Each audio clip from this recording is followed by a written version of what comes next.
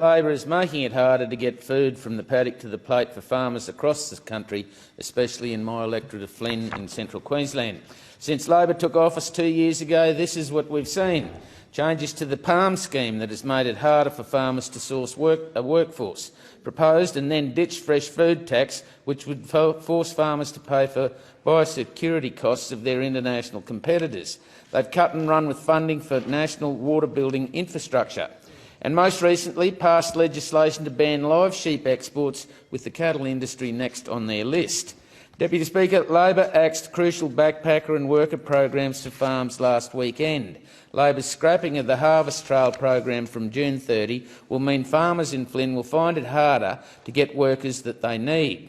This essential program helped connect farmers with thousands of backpackers and job seekers during the harvest period or the Harvest Trail. It also helped both employees and employers get a background check, enabling confidence in both the job and the industry.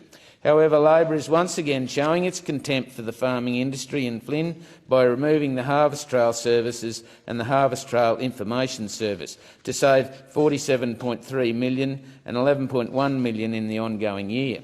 This money won't even be directed back into agriculture. The pain will be felt at the checkout, because when supply goes down, prices go up. The less workers farmers can find, the less they can plant or harvest, which will mean farmers will ultimately pay more for their food. Wide Bay pineapple farmer Cole Hawkins said Labor was again hurting the farming industry, and I think it's terrible we are losing this program, he said.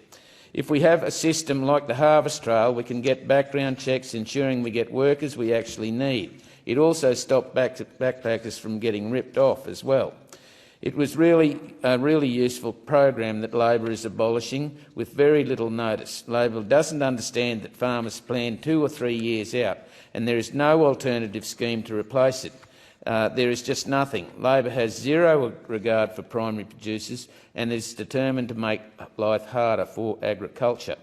Deputy Speaker, agricultural industries all over Australia will be spared from paying Labor's fresh food tax or planned biosecurity protection levy from this month.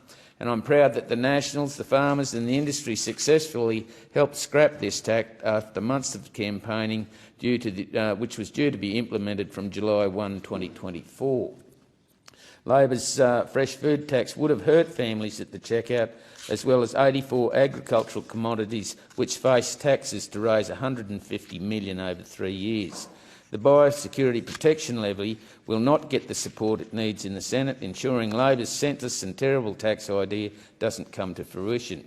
The Nationals will always fight for common sense and fight for our regional, rural and remote farming communities. Labor's terrible tax plan was just another attack on the agricultural industry. I am concerned Labor created a sustainable biosecurity funding advisory panel earlier this year to look at the way farmers could pay more for biosecurity. A recent meeting of the panel indicated there was no support for an alternative producer-funded contribution. Labor must now come clean and declare they will scrap the levy and scrap the tax from reaching the Senate and Australian farmers.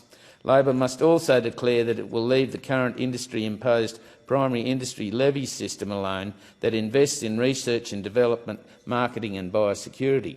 The primary industry's levy system is critical to competitiveness, productivity and sustainability of agriculture, and farmers need to know this system will not be used by the Labor government to implement another tax.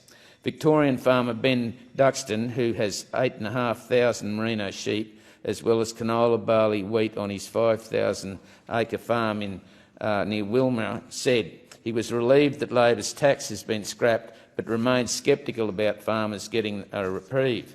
Labor hates farming and they seem to want to keep making our lives harder.